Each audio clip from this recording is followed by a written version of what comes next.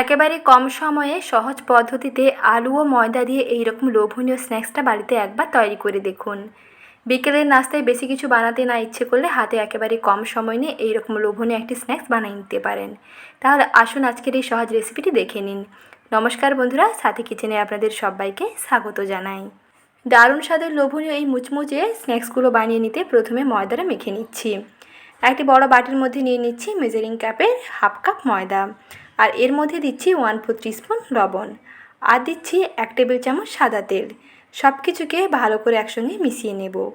প্রথমে লবণ ও তেল ময়দার সঙ্গে ভালো করে হাত দিয়ে এরকম দলে দলে মেখে নিতে হবে, যাতে ময়দার মধ্যে ময়ামটা খুব ভালোভাবে দেওয়া হয়।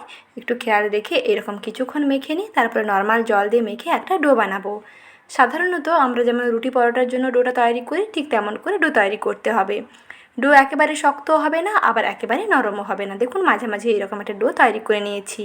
এখন এর থেকে ওপরে একটু তেল লাগিয়ে রেখে দিচ্ছি প্রায় 10 মিনিটের জন্য।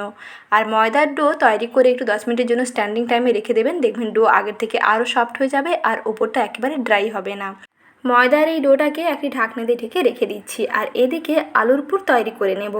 তার জন্য এখানে কয়েকটা আলু দেখুন টুকরোগুলোকে সেদ্ধ করে নিয়েছি। সেদ্ধ করে নিয়ে তারপর একটি ম্যাশার দিয়ে এরকম আলুগুলোকে ভালো করে ম্যাশ করে নেব।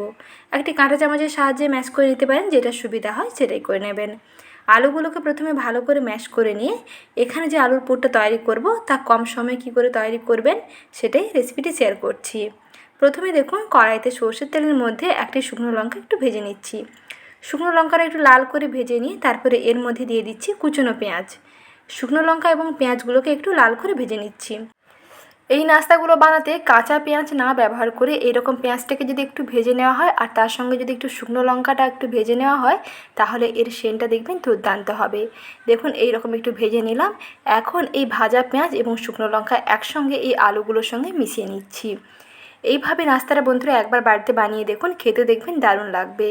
হাতে মাখা এইরকম আলুর ভর্তা কিংবা আলুর মাখা পুর দিয়ে তৈরি করে ফেলতে পারেন এইরকম দারুণ স্বাদের নাস্তা। প্রথমেই দেখুন এর মধ্যে দিয়ে দিলাম ভাজা পেঁয়াজ এবং শুকনো লঙ্কা, তারপরে স্বাদ মতো লবণ দিলাম, আর সবশেষে দেব অল্প একটু সর্ষের তেল, আর দিচ্ছি একটি চা চামচে 3 ভাগের 1 ভাগ দিলাম গরম মশলা গুঁড়ো। এই গরম মশলাটা অবশ্যই দেওয়ার চেষ্টা করবেন, তাহলে এর সেন্টটা দেখবেন দুর্দান্ত হবে। গরম মশলা দিয়ে মেখে নিলাম। এখন দেখুন আলুর পুর একেবারেই রেডি। খুব কম উপকরণে তৈরি করে নিলাম আলুর পুর রেডি করে নিয়েছি। আর এদিকে দেখুন ময়দার ডোটা আগে থেকে কতটা সফট হয়েছে। এই ডো থেকে এখন লেচিগুলো কেটে নেব, আর ডোটাকে আবার একটু ভালো করে মেখে নিচ্ছি, যাতে সব জায়গায় ঘনত্বটা একটু সমান থাকে। এখন প্রথমে দেখুন এইরকম একটি চাকির ওপরে প্রথমে একটু তেল লাগিয়ে নেবেন। তারপরে ডোটাকে এইরকম একটু হাত দিয়ে শেপ দিয়ে লম্বা শেপে কেটে নিতে হবে। তারপরে ছুরি দিয়ে এইরকম সমান মাপের অংশগুলো কেটে নিলাম। এইরকম ছুরি দিয়ে সমান মাপের অংশে কেটে নিলে প্রত্যেকটা লেচি দেখবেন একেবারে সমান হবে। তার জন্য প্রথমে এইরকম একটু লম্বা করে কেটে নিয়ে তারপরে এরকম ছুরি দিয়ে সমান আকারে লেচিগুলো তৈরি করে নেবেন।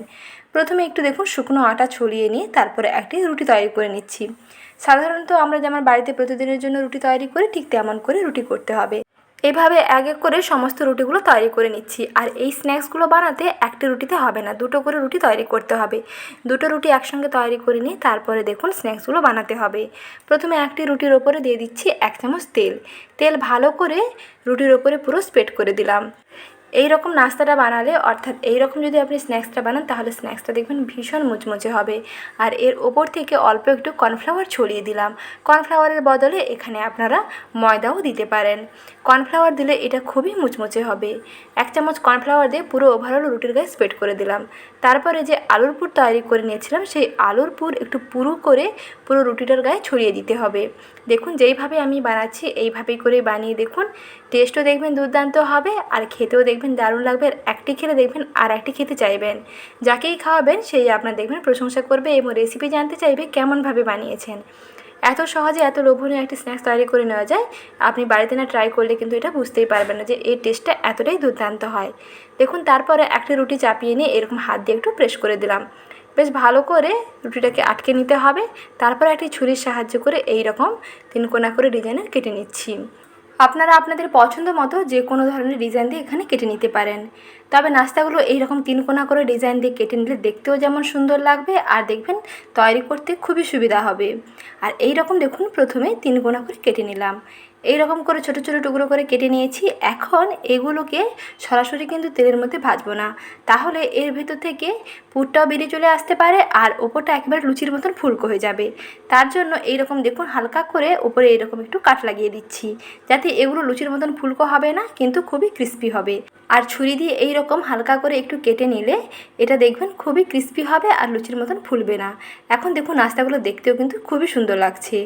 এখন এগুলোকে তেলের মধ্যে ভেজে নিতে হবে। কড়াইতে কিছুটা সাদা তেল গরম করতে বসিয়ে দিয়েছি। তেল মোটামুটি একটু গরম হয়ে আসলে নাস্তাগুলোকে তেলের উপরে দিয়ে দিতে হবে। তারপরে একটা সাইড হওয়া পর্যন্ত অপেক্ষা করবেন। একটা সাইড যখন একটু হয়ে যাবে তখন অপর সাইডটাকে উল্টাবেন আর কিছুটা গরম তেল ওপর থেকে এরকম দিয়ে দেবেন, তাহলে ওপরটা দেখবেন খুবই ক্রিস্পি হবে। আর এগুলো যখন ভাজবেন গ্যাসের আঁচটা একেবারে কমিয়ে ভাজবেন, তাহলে খুবই ক্রিস্পি হবে আর ভাজার পরেও দীর্ঘক্ষণ সময় পর্যন্ত দেখবেন একই রকম ক্রিস্পি থাকবে। আর যদি গ্যাসের আঁচ বাড়িয়ে ভেজে নেন সঙ্গে সঙ্গে কিন্তু কালারটা ওপর নিচে লাল হয়ে গেলেও এটা কিন্তু ভাজার পরে এগুলো প্রথমে ক্রিস্পি থাকলেও পরে কিন্তু নেতিয়ে যাবে। তাই এগুলো যখন ভাজবেন তখন গ্যাসের আঁচটা একেবারে কমিয়ে লো ফ্লেমে একটু সময় নিয়ে ভেজে নেবেন, দেখবেন ভাজার পরে দীর্ঘক্ষণ সময় পর্যন্ত একই রকম মুচমুচে থাকবে। দুইটা সাইডের কালার যখন এরকম চেঞ্জ হয়ে গেছে, একটু গোল্ডেন ব্রাউন হয়ে গেছে, তখন এগুলোকে তেল থেকে তুলে নিচ্ছি। আর দেখুন বেশ ক্রিস্পি হয়েছে, দেখেই বোঝা যাচ্ছে। এখন নাস্তাগুলোকে তুলে একটি কিচেন ডিশের উপরে রেখে দিচ্ছি, এর যে অতিরিক্ত তেলটা দেখবেন তা ঝরে যাবে। সন্ধ্যের চায়ের আড্ডা জমিয়ে দিতে আলু ও ময়দা দিয়ে এই ইউনিক স্ন্যাক্সটা বাড়িতে একবার ট্রাই করে দেখুন। একবার খেলে দেখবেন বারবার খেতে চাইবেন। আর আজকের এই সহজ এবং লোভনীয় নতুন রেসিপিটি ভালো লেগে থাকলে ভিডিওটিতে প্লিজ লাইক করবেন, সঙ্গে চ্যানেলটিকে সাবস্ক্রাইব করে নতুন বন্ধু হয়ে যুক্ত থাকার অনুরোধ থাকলো। ভালো থাকবেন, আবার শীঘ্রই হাজির হচ্ছি নতুন রেসিপি নিয়ে। রেসিপি দেখার জন্য জানাই ধন্যবাদ।